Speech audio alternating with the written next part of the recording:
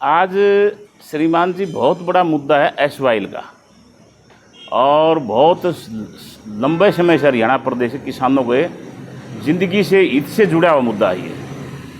और इसी प्रयास में आज प्रेस कॉन्फ्रेंस इसलिए बुलाई है नारनौल रेस्ट हाउस में कि 9 तारीख को केंद्रीय जल शक्ति मंत्री टी.आर. पाटिल और पंजाब के मुख्यमंत्री और हरियाणा के मुख्यमंत्री जी की एक मीटिंग है एसवाइल मुद्दे पर। क्योंकि अप्रैल में सुप्रीम कोर्ट ने दिशा निर्देश दिया था दोनों सरकारों को और केंद्र सरकार को कि आप केंद्र सरकार मध्यस्थता करके एसवाइल का जो बंटवारा हिस्से का हरियाणा को निर्धारित हुआ था उसको लेकर हरियाणा किसानों को पानी दे दिया जाए। उसी मुद्दे पर 9 जुलाई को दिल्ली में एक मीटिंग है, और उसी मीटिंग को देखते हुए हमने आज ये press conference Narnaul rest house में बुलाई है। और हम बड़े दुख के साथ कहना पड़ रहा है कि हरियाणा प्रदेश और केंद्र वाटर कमीशन बार बार जब भी 2024-2025 रिपोर्ट देती है, अब परसों की ही हरियाणा सरकार की रिपोर्ट आई, बताता हूँ आपको। ये रिपोर्ट है परसों की हरियाणा सरकार की। इसमें हरियाणा सरकार ने माना कि हरियाणा सरकार ने खुद स्वयं कहा है कि हरियाणा प्रदेश में 10 लाख एकड़ भूमि बंजर हो चुकी है एसवाइल पानी के बगैर। ये दावा हरियाणा सरकार का सरासर हमें गले नहीं उतरता, न हरियाणा प्रदेश के किसान को उतरता। क्योंकि हमने जो सर्वे किया है 2024-25 में, हमारा लगभग पूरे प्रदेश के एग्रीकल्चर का जो 23 लाख एकड़ भूमि, हरियाणा की 23 लाख एकड़ भूमि बंजर हो चुकी है। इसलिए हमें इस सरकार का ही दावा हमें उचित नहीं लगा। और 2024-25 की वाटर कमीशन की रिपोर्ट आई दिल्ली की, उससे पहले हरियाणा प्रदेश की वाटर कमीशन की रिपोर्ट आई। हरियाणा प्रदेश की वाटर कमीशन की रिपोर्ट थी कि हरियाणा के अंदर 1400 गांव डार्क जोन में चले गए, सूखा ग्रस्त हो चुके, वहाँ पानी उपलब्ध नहीं है। हमने 2024-25 की फिर दोबारा सर्वे किया। उस सर्वे में हमारे 2814 गांव डार्क जोन में पाए गए हरियाणा प्रदेश के 2814 गांव। और जहां 2814 गांव में मतलब नीचे का पानी ख़त्म हो चुका है, मनुष्य पीने के लिए पानी नहीं, खेती बाड़ी के लिए करने के लिए किसान के पास पानी उपलब्ध नहीं है, और पशुओं के लिए पानी नहीं है।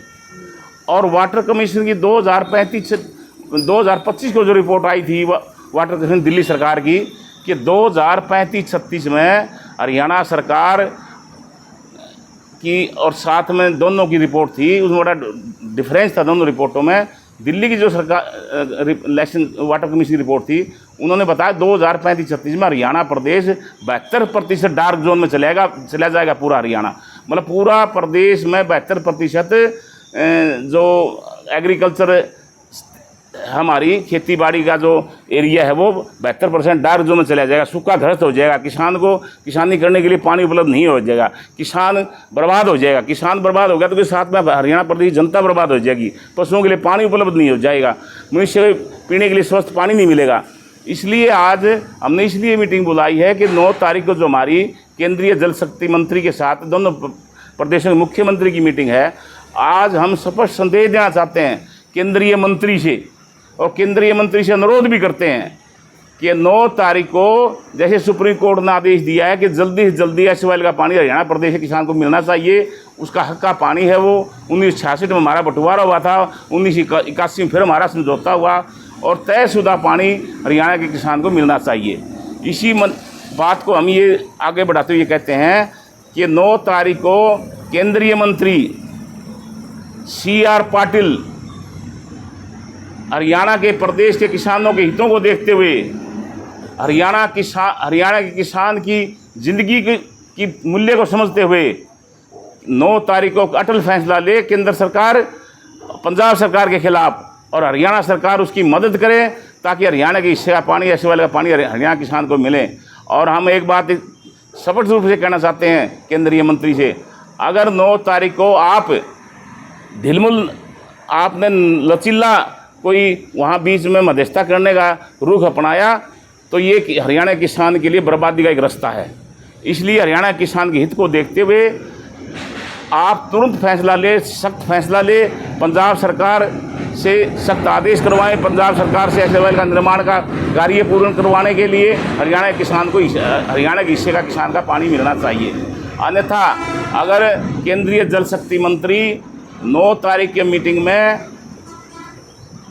एसवाईएल का पानी लाने में या सिरे चढ़ाने में समर्थ होते हैं या कमज़ोर मीटिंग में कमज़ोर पड़ते हैं तो ऐसे हालात में केंद्रीय मंत्री जल शक्ति मंत्री ने टी.आर. पाटिल ने इस केंद्र सरकार से इस्तीफा देना चाहिए, ताकि किसानों को समझ लगे कि हरियाणा के किसान आज बिल्कुल बर्बादी के कंगार पे है और हमारा 72% डार्क जोन में चला जाएगा हरियाणा किसान बर्बाद हो जाएगा।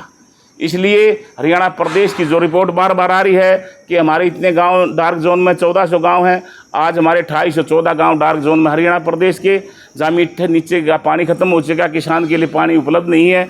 और हरियाणा प्रदेश सरकार का परसों का ये बयान था कि हमारी एसवाईएल की वजह से 10 लाख एकड़ भूमि बंजर हो चुकी है, बंजर होने की कगार पर है। लेकिन मैं ये मानता हूँ हमारी 28 लाख एकड़ ज़मीन आज बिल्कुल बंजर हो चुकी है, जहाँ नीचे का पानी नहीं है, सिंचाई का कोई प्रबंध नहीं है और नहर का पानी वहाँ उपलब्ध नहीं है, न नीचे का मीठे का पानी और न नहर का पानी उपलब्ध होता। एसवाईएल संघर्ष समिति और एक हमने दूसरा विकल्प भी दिया था, एसवाईएल हिमाचल मार्ग समिति बनाई थी, उसमें भी हमने एक दूसरा विकल्प दिया था केंद्र सरकार प्रदेश सरकार को कि अगर पंजाब वहाँ से रास्ता उपलब्ध नहीं होता, क्योंकि वह पंजाब से 18,700 किसानों की उस लंबे रूट पर हमारी चिन्हित ज़मीन आती थी किसानों की। पिछली बार कैप्टन सरकार ने विधानसभा में विधेयक पारित करके और वो जो हमारा समझौता था वो कैंसिल कर दिया, किसानों की ज़मीन वो वापिस रजिस्ट्री करवा दी और रजिस्ट्री करवा कर किसानों को पैसा उपलब्ध करवा दिया ताकि ज़मीन को समतल किया जाए। इसलिए हमारा राइट तो बनता है कि हमारा जो एसवाईएल का जो समझौता है 1966 से आज तक मैं पानी हरियाणा प्रदेश के किसान को पानी नहीं मिला, वो पानी हमें मिलना चाहिए और नहर का निर्माण होना चाहिए, क्योंकि हमारी ये लगभग हरियाणा की नहर तो लगभग तकरीबन तैयार हो चुकी थी। पंजाब में जो हमारा जो पेंडिंग अभी रास्ता पड़ा है, चिन्हित रास्ता जहाँ से हमें खुदाई करनी थी पंजाब सरकार ने, और वहाँ पंजाब सरकार ने किया भी, कितनी भी सरकार रही हो पंजाब में, पंजाब कोई भी सरकार ने आज तक ये कोई संतोषजनक जवाब या कोई ऐसा प्रयास नहीं किया कि हरियाणा का उनका छोटा भाई है, हरियाणा किसान को बचा कैसे जाए। इसलिए किसान पंजाब सरकार ने कभी भी हरियाणा किसान का हित का कभी सोचा नहीं। कई बार ऐसे मौके आए हैं, केंद्र सरकार, हरियाणा सरकार, पंजाब सरकार सेम पार्टी की सरकार रही है, लेकिन राजनीतिक व्यक्ति हरियाणा के किसान को बचाना नहीं चाहता, हरियाणा किसान को खुशहाल नहीं देखना चाहता। लेकिन मैं एक बात बताना चाहता हूँ राजनीतिक व्यक्तियों को, अगर कोई भी किसान किसी प्रदेश का खुशहाल होगा, उसके साथ व्यापारी, कर्मचारी, आम सामाजिक व्यक्ति खुशहाल हो जाएगा।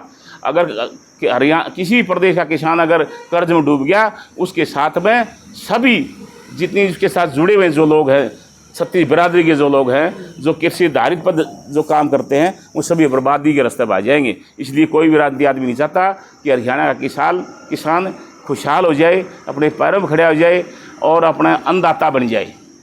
ये आपसी हरियाणा और पंजाब के राजनीतिक व्यक्तियों की लड़ाई की वजह से आज तक हरियाणा प्रदेश के किसान को पानी उपलब्ध नहीं हुआ।